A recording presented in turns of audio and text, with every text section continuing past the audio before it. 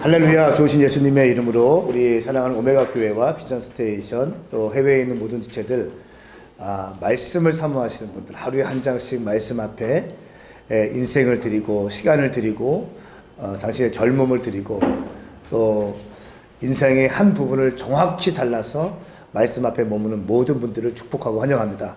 오늘 말씀은 잠언 29장 말씀인데요. 오늘도 우리 오메가 교회 청년들과 함께 인사드리겠습니다. 우리 힘차고 밝게 인사합시다. 시작. 샬롬.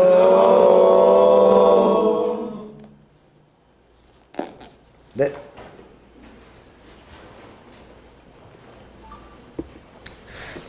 말씀을 하루에 한 장씩 보는 것만큼 더 위대한 일은 없습니다. 당신은 지금 하나님이 가장 기뻐하시는 일을 하고 있는 것입니다. 가장 기뻐하시는 것에 시간을 드리고 있는 거고요. 하나님께서 가장 흥분하시는 일에 여러분 마음을 모으고 있는 겁니다. 사실 한국교회 성도들, 전 세계 성도들 보면 말씀을 잘 모릅니다. 말씀에 대해 관심이 없습니다. 말씀에 대해 관심이 없고 모르기 때문에 순종하지 않습니다. 그렇기 때문에 자기 중심적으로 신앙생활을 합니다. 내 중심적인 신앙생활은 결국 무너지게 되어 있습니다. 결국 기복신앙과 연결되어 있죠. 하나님 중심의 신앙생활을 하기 위해서 하나님 나라와 하나님의 뜻에 대해서 알기 위해서는 말씀이 너무너무 필요합니다. 말씀은 단순히 어떠한 교리적인 말씀 공부가 아니라 성경 자체에 들어가서 통전적으로 성경을 보는 것 너무나 중요한 것입니다. 오늘 잠언 29장 말씀인데요. 우리 한번 1절 말씀 함께 읽겠습니다. 시작. 여러 그저도 자기 고집만 부리는 사람은 바닥에 멸망하되 결코 회복되지 못할 것이다. 아멘.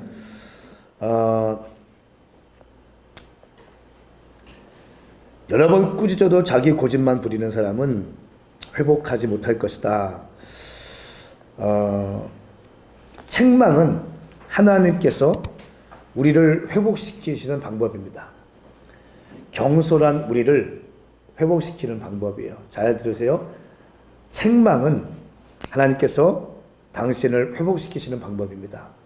바른 길로 인도하시는 방법입니다. 그런데 여러 번 꾸짖어도 권위자들에 의해서, 부모님에 의해서, 주의 종들에 의해서, 당신의 어떤 선후배에 의해서 성경적으로 바이블 멘토링을 하면서 꾸짖어도 자기 고집만 부리는 사람 답이 없다는 겁니다. 그렇기 때문에 제가 그렇게 강조하는 티처블한 마음, 할렐루야, 가르침을 받으려고 하는 마음, 내 고집 피우는 게 아니라 근데 제 생각에는요, 제 마음에는요 하면서 갖다 붙이는 게 아니라 네 목사님 죄송합니다. 진실되게 제가 제 고집을 피웠습니다. 죄송합니다 목사님. 아버지 죄송합니다. 어머니 죄송합니다. 라고 하는 말이 입에서 나와야 돼요. 오늘날 젊은이들, 오늘날 이 청년들은 핵가족 시대에 살고 있고 자녀가 1명, 2명입니다. 그래서 너무 곱게 자라요. 너무 귀하게 자랍니다. 혼나지도 않습니다. 그렇기 때문에 먹고 싶은 거 다 먹고 하고 싶은 거 다 하면서 자라기 때문에 자기 중심적인 성향이 굉장히 많다는 사실. 내가 형제가 1명, 2명 혹은 그런 사람들이 있으면 더 여러분들 이 말씀 앞에 집중하셔야 돼요. 아멘. 아멘. 책망해도 바뀌어지지 않으면 답이 없다. 책망은 하나님의 사람을 세우시는 하나님의 방법이다. 자, 좀 쭉 넘어갑니다. 4절 말씀. 왕은 공의로 나라를 세우지만 뇌물을 좋아하는 왕은 나라를 망하게 한다. 그러니까 왕의 라이프 스타일이 국가의 운명을 좌우한다는 거예요. 이것이 지도자들에게 주신 권위입니다. 리더들은 방향을 제시할 수 있어요. 공기를 바꿀 수 있어요. 공기를 바꾼다는 것은 문화를 바꾼다는 거예요. 그 힘이 있어요. 자, 5절 말씀. 자기 이웃에게 아부하는 사람은 자기 발에 걸릴 그물을 놓는 셈이다. 그러니까 무슨 말이냐 하면 일시적으로 남의 기분을 그저 좋게 하려고 하지 말라는 거예요.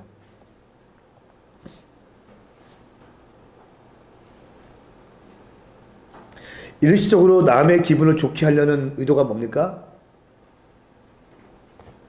상대방을 진심으로 생각해서 그런 것이 아니라 나에게 유익을 가져오기 위해서 상대방에게 아첨하는 거예요. 그런 사람이 있습니다.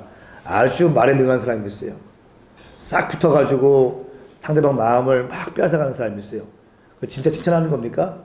아니라는 거예요. 악한 의도를 가지고 나한테 유익이 되기 위해서 한다는 거예요. 자, 그러면 아첨과 칭찬은 어떤 차이가 있을까요? 아첨은 자신의 유익을 위해서 하는 겁니다.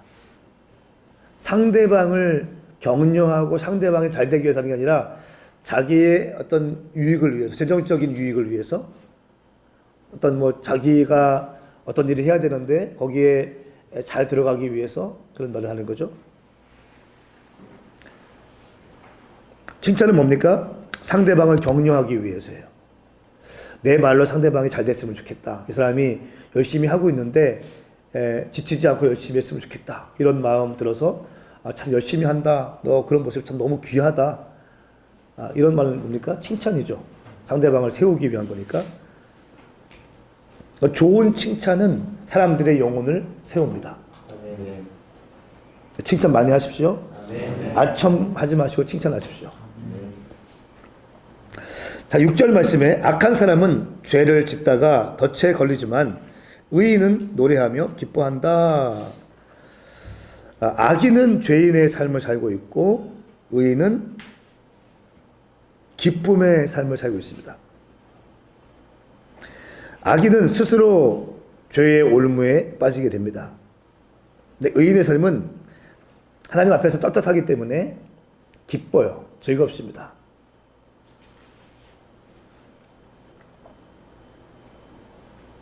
그러면서 지혜로운 자에 대해서 좀 말씀드릴게요. 지혜로운 자는 어떤 사람인가? 오늘 말씀 쭉 나오지만 절제력이 뛰어난 사람이에요. 지혜로운 사람은 IQ가 높고 많이 배우고 영어를 잘하고 또 뭡니까? 상식이 많고 이런 사람이 지혜로운 사람이 아니에요. 성경에서 말하고 있는 지혜로운 사람은, 잠언에서 말하는 지혜로운 사람은 절제력 있는 사람이에요. 여러분, 한 번의 분노로 공등탑이 무너진 적을 경험한 적이 있습니까? 제가 첫 사역할 때, 지금도 열심히 사역하지만 첫 사역은 얼마나 열심히 했겠어. 또 우리 담임 목사님이 저한테 이렇게 참 말씀하셨어요. 전사님, 한국 교회의 청년 부흥을 좀 이렇게 상징적으로 일으켜 보십시오. 나는 전사님이 충분히 가능할 수 있을 것 같습니다. 이 말에 내가 꽂혔어. 그래. 한국 교회 젊은이 청년들 일으켜버리라. 진짜 주야로 새벽같이 막 하고, 방학 때 되면 새벽에 기도하고, 밤 기도에 파트는 안 가도 되는데, 보통 부목사님들이 하는 건데, 목사님 피곤하실 것 같아요. 제가 하겠습니다. 제가 기도인도 하고, 기도인도 끝났는데 차운행하고, 재수하는 애들 학교 앞에, 학원 앞에 들어가서 12시에 끝나는데, 12시에 끝나면 태워가지고 삼겹살 먹이러 가고, 부모님 걱정하시니까 전사님 내가 이 아이 격려해주고 싶다고 좀 같이 팀으로 움직이고 지금 고기 잠깐 먹여서 보내겠다고, 부모님 너무 좋아 행복해하고, 말 안 듣는데 전사님 말은 잘 듣는다고 하면서 막 너무 행복해하고 잘 좀 받으려고 점점 부흥됐죠. 열심히 했습니다.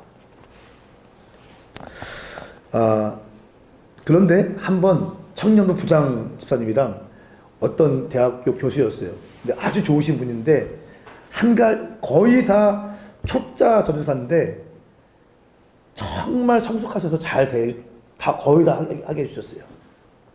보통 이제 부장님이 세워지면 부장님이 상의도 하고 해야 되는데 내가 막 그렇게 안 해도 지지해 주시고 막 한 번을 딱 이제 말씀하시더라고요. 그래서 제가 좀 그때 버럭했어요. 버럭. 새파란 전도사가 40대 후반 되는 교수 부장 선생님이랑 한바탕 했어. 막 한바탕 했다는 게 여러분 생각하는 그런 스펙타클하고 막 피 튀기고 이런 거 아닙니다. 그냥 좀 소리가 높아진 거예요. 근데 그때 내가 끝나고 나니까 너무 허무하더라고. 내가 그렇게 막 시간 들이고 재정 들이고 막 내 삶 거의 없이 막 쏟아부었던 사역인데 공든탑이 한 번에 무너지는 느낌? 그 다음에 설교하려면 늘 거리껴. 여기 있으니까 늘 부담스러워. 여기 목소리 하고 막. 무슨 말인가 하면 절제하지 못하면 무너집니다. 여러분들이 너무 수고하고 있죠. 헌신하고 있죠. 충성하고 있죠. 그런데 절제하지 못하면 공든탑이 무너집니다. 그러니까 지혜는 절제력이에요. 제 이름 뭐냐? 너 야 똑바로 해라. 마스크를 눈에다가 안 돼야 그게? 어제 말했잖아. 정확하게 위치하고 제 이름 뭐니? 선아야. 이거 지우지 마 영상에서. 선아야. 바른 태도로 책망할 때 잘 들어. 너한테 유익할 거다. 아멘. 그래서 지혜로운 사람은 절제하는 사람. 절제하는 사람. 절제하는 사람. 한 번의 분노로 여러분의 공든탑을 무너뜨리지 마십시오. 또 지혜로운 자는 자기 관리가 탁월합니다. 시간 관리, 건강 관리, 언어 관리, 자기 주변에 있는 사람들 관리. 아무 사람이나 만나지 않죠. 아무 곳에나 가지 않습니다. 아무 말이나 함부로 하지 않습니다. 또 지혜로운 사람의 특징은요, 상대방을 배려해요. 상대방을 배려합니다. 그리고 지혜로운 사람은 자기 감정을 쉽게 노출시키지 않아요. 무슨 말인지 알죠? 막 어떤 사람은 상담 좀 하면 막 울면서 막 그런 사람이 있어. 순수하다는 증거인데 아쉬움이 좀 있는 부분이에요. 너무 금방 울다가 또 금방 웃어 또. 이건 뭐냐 하면 상담할 때조차 그렇게 한다면요, 삶의 자리에서 감정 기복이 너무 심한 거고 자기 감정 컨트롤을 하지 못한다는 증거예요. 급하게 흥분하는 사람 있죠? 급하게 막 흥분하고, 제가 좀 그렇게 많이 했는데 요즘엔 안 합니다. 급하게 흥분하고 그런 사람들 지혜롭지 못한 거예요. 아멘.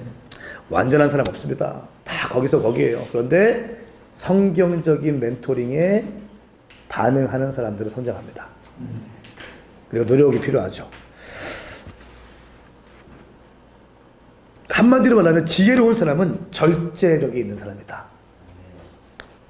그러니까 이 절제력은 사실은 어릴 때부터 가르쳐야 돼. 어릴 때부터. 내가 먹고 싶은 거 이거 먹을 수 이거 아빠가 오기 전에까지 먹으면 안 돼.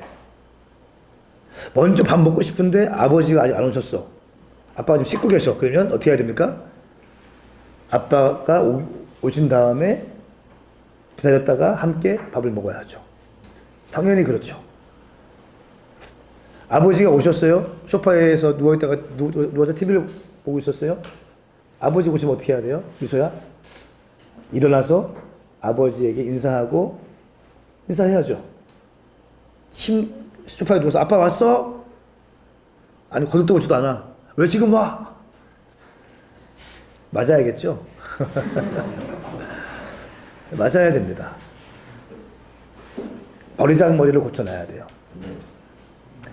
내가 하고 싶은 대로, 내가 가고 싶은 대로, 내 마음대로 하고 싶은 욕구들을 꺾어놔야 돼요. 이게 죄의 시작입니다. 다시 한번요. 내 마음대로 하고 싶은 것들을 꺾어놔야 되는 거예요. 우리 집에는 우리 집의 질서가 있다. 우리 교회는 우리 교회의 질서가 있다. 이 사회에서는 이 사회의 질서가 있다. 이 질서를 지키지 않을 때에는 너한테 불이익이 간다. 여러분, 이게 건강한 시민의 삶의 모습 아닌가요? 차가 한쪽 방향으로 가고 차를 운전하고 갈 때는 일종의 룰이 있는데 그 룰을 어겨. 그러면 혼돈이 되죠. 차가 막히게 되는 거, 사고 나게 되는 거죠. 그렇기 때문에 페널티를 물게 되는 거고. 어릴 때부터 절제를 가리키는 것. 내 중심이 아니라 공동체를 생각하게 하는 방법. 이것들을 가리켜야 하는 것입니다. 자, 9절 말씀에 지혜로운 사람이 어리석은 사람과 싸우면 어리석은 사람이 화를 내든지 비웃기 때문에 그 다툼은 조용할 수 없다. 자, 미련한 자와 지혜로운 자가 다툴 때의 주의사항 나옵니다.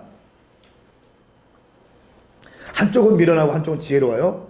그런데 그 싸움은 끝이 안 납니다. 왜? 한쪽이 미련하기 때문에. 그리고 이때에는 특별히 첫 번째, 말로 해결하려고 하지 말라. 왜냐하면 미련한 자는 아무리 말해도 그 말을 왜곡해서 듣습니다.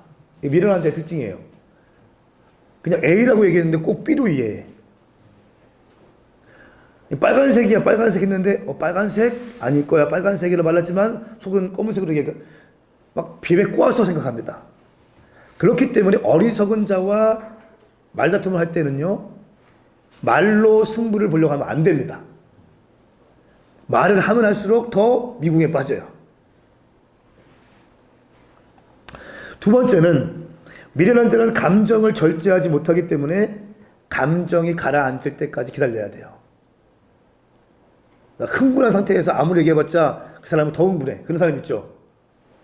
지금 무슨 말을 하고 뭘 해도 안 들어가요. 그렇기 때문에 흥분한 것을 가라앉을 때까지 기다려야 돼.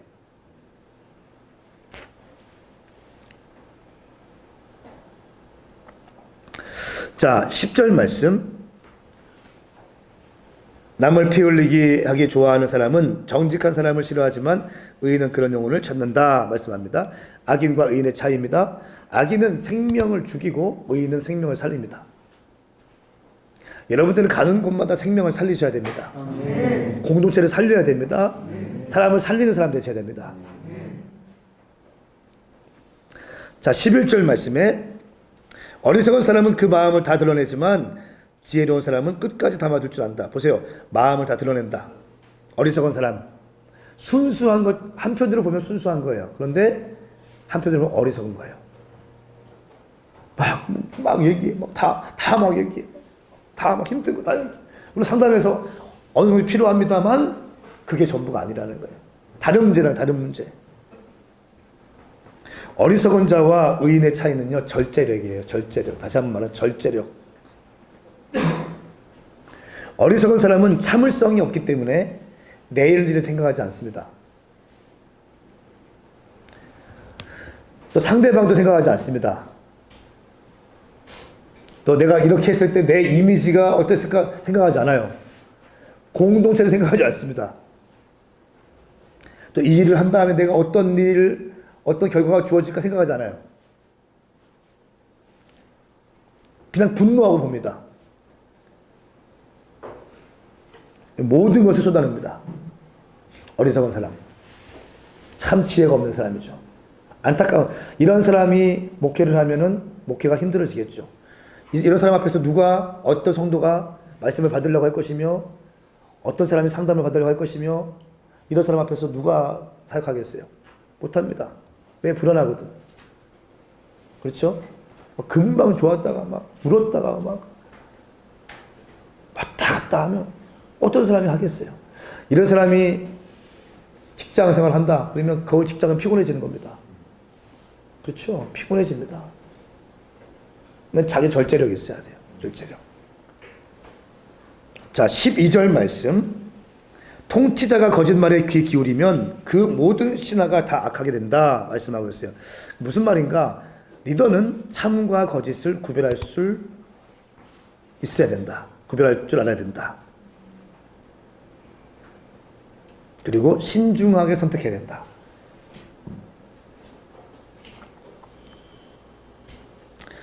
빨리빨리 갑니다. 14절 말씀에 통치자의 의무와 하나님의 은총에 대해서 말씀하고 있습니다.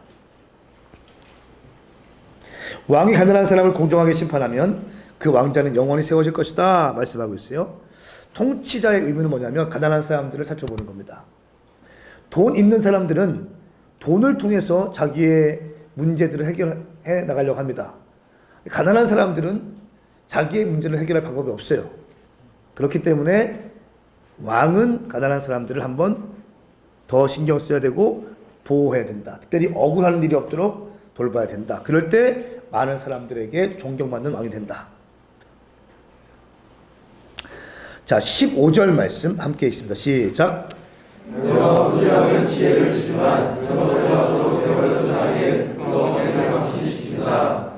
아멘. 17절 말씀 시작. 내 아이를 하나 더 주어라. 그러면 그가 너를 평안하게 하고 또 내 마음에 기쁨을 줄 것이다. 아멘. 아멘. 자녀를 방해하지 말 것을 얘기하고 있습니다. 그리고 회초리와 책망으로 자녀를 훈육하라. 양육을 넘어서 훈육하는 겁니다. 하나님을 경외하는 것이 가장 중요해요. 아멘.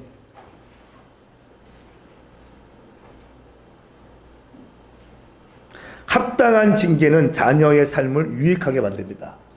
그렇기 때문에 어릴 때부터 자녀를 훈육해야 돼요. 책망할 수 있어야 되고요. 그 고집, 완악한 고집과 반역하는 마음, 저항하는 마음들을 꺾어버려야 돼요. 어릴 때부터. 확 꺾어버려야 됩니다. 이거 꺾지 못하면 사춘기 되고 20살 되고 장가하고 해도 절대로 꺾지 못합니다. 부모를 우습게 여깁니다.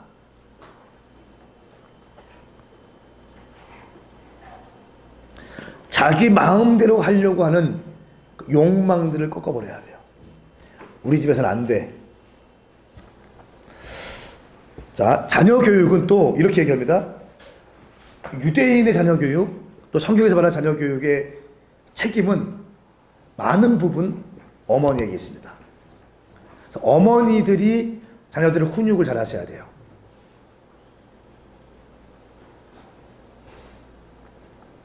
자녀들이 마음대로 하려는 것을 거역하려는 본성을 꺾어야 됩니다. 게으름의 본성을 꺾어야 됩니다. 어이구 우리 아들, 어이구 우리 딸 절대로 안 됩니다. 게으름과 거역의 마음들을 꺾어내셔야 돼요. 채찍으로 회초리로 꺾으라는 겁니다. 제가 늘 말씀드립니다. 꽃으로도 때리지 마라. 이거는 세상 휴머니즘 그런 얘기예요. 성경은 다르게 말하는 지금 누차 말씀하고 있습니다. 여러분 우리는 세상에서 그럴듯한 말에 순종해야 될까요? 하나님 말씀에 순종해야 될까요? 네, 맞습니다. 하나님 말씀이에요. 100%입니다.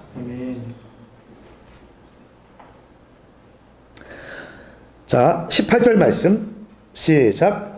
계시가 없으면 백성들은 망하나 율법을 지키는 사람은 복이 있다. 아멘.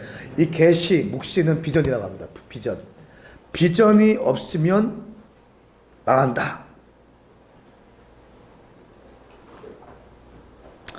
율법을 지키는 사람은 복이 있다. 그러니까 비전이 없으면 자기 마음대로 하려고 합니다. 그러니까 비전이 선포되어지면 이 비전에 내 인생을 거는 사람들이 나옵니다. 그러니까 비전이 없으면 내 마음대로, 내 뜻대로, 내 욕망대로 살려고 하는 것이 우리 인생이라는 거예요. 그렇기 때문에 계시가 없으면 백성들은 망한다는 거예요. 교회도 교회의 부르심과 비전을 명확히 선포할 수 있어야 돼요. 가정도 가정의 부르심과 비전을 명확히 선포할 수 있어야 되고요. 개인 인생도요, 내 부르심과 내 비전을 정확하게 선포할 수 있어야 되는 거예요. 그래야 망하지 않습니다.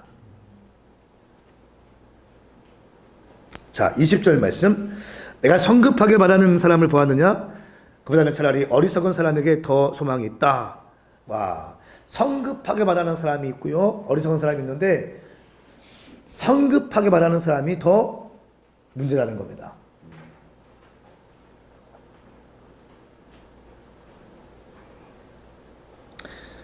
말을 조급하게 하는 사람은 소망이 없다.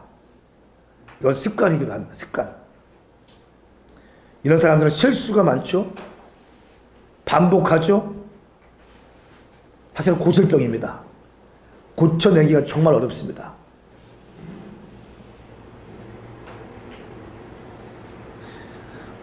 (22절) 말씀에 화가 난 사람은 다툼을 일으키고 화를 잘 내는 사람은 죄를 많이 짓는다. 분노하는 성격과 급한 성격의 위험성이에요. 버럭하는 사람 있죠? 급한 성격, 빨리 하는 사람 있죠? 절제를 배워야 돼, 절제. 그러니까 지혜는 절제. 자, 25절 말씀만 넘어가죠. 시작. 사람을 위로하여 부채로 이지만 여호와를 의지하는 사람은 누구나 안전하다. 네. 사람을 두려워해서 사람에게 인정받고자 한다면 그 사람은 하나님의 의를 그르치는 사람이 됩니다. 다시 한번요. 사람을 두려워하고요.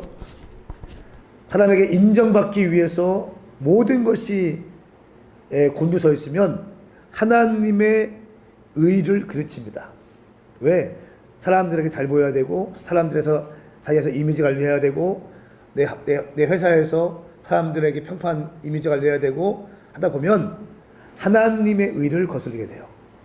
그러니까 결정하셔야 됩니다, 여러분은. 빛과 어둠은 공존할 수 없습니다.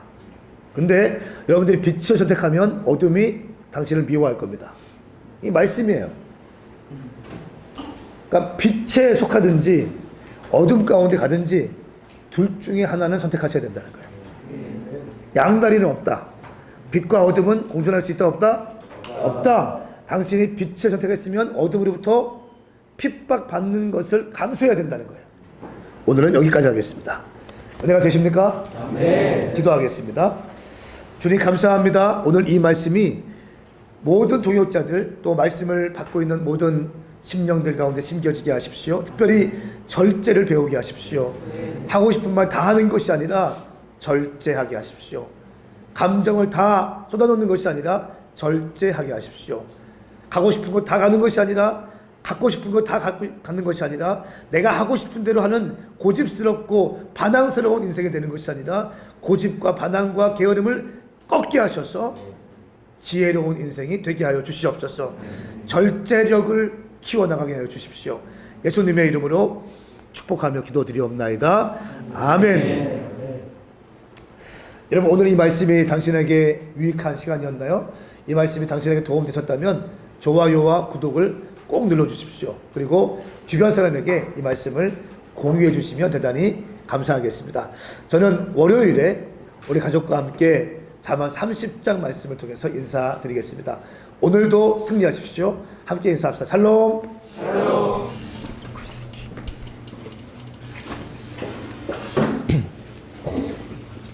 네, 오늘도 말씀 보면서 이렇게 마음에 감동이 있었던 구절들은 먼저 7절 말씀에 의인은 가난한 사람의 사정을 잘 알지만 악인은 전혀 신경 쓰지 않는다.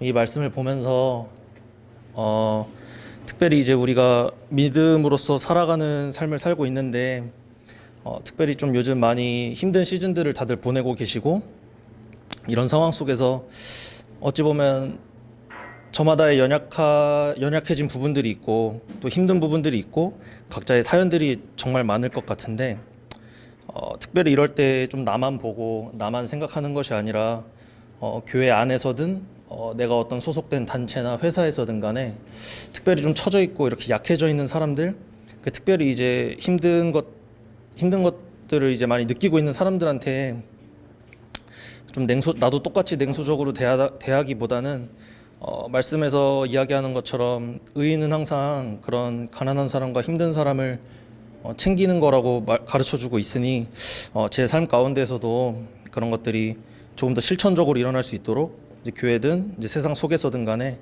그런 의인의 삶을 좀 쫓아야겠다는 생각이 많이 들었고요. 또 5절 말씀에 이제 자기 이웃에게 아부하는 사람은 자기 발에 걸릴 그물을 놓는 셈이다라는 말씀이 있는데 이 말씀 읽으면서 여러 가지 지난 어떤 사회생활들이 기억이 나는 것 같았어요. 그래서 정말 어떤 살리는 말이나 칭찬을 넘어서는 어떤 아부라는 그 특성 자체가 과장의 속성이 있고 좀 정직하지 못한 속성이 있고 그런 특성들이 좀 있는 것 같은데 그래서 그 정도를 넘어서게 되면은 특별히 문제가 되는 것이 어떤 그 대화하는 그 당사자 이외에 제 3자에 대해서 좀 반드시 험담을 하게 되는 상황이 왔던 것 같아요. 그 사람을 띄워주고 하다 보니까. 그래서 이제 다른 사람을 또 낮추게 되는 이제 그런 좀 언어적인 실수를 제가 많이 했었는데, 결국은 이제 그 사회생활 안에서 그 말이 돌고 돌아서 좀 저를 찔렀던 그런 경험들이 있습니다. 그래서 항상 사람과 이렇게 대화를 할 때 좀 정직하게 대화를 하는 어떤 습관이나 의지적인 어떤 습관이 중요한 것 같고, 정말 피치 못할 상황에서 이제 정직한 말이 좀 상처가 될 수 있고 상대방에게 고통이 될 수 있는 그런 정말 불가피한 상황이라면은 또 그거를 덮기보다 그냥 이제 말 자체를 좀 아끼는 어떤 절제와 절제에 대한 지혜가 요구되지 않나 하는 마음이 들었습니다. 네, 이상입니다.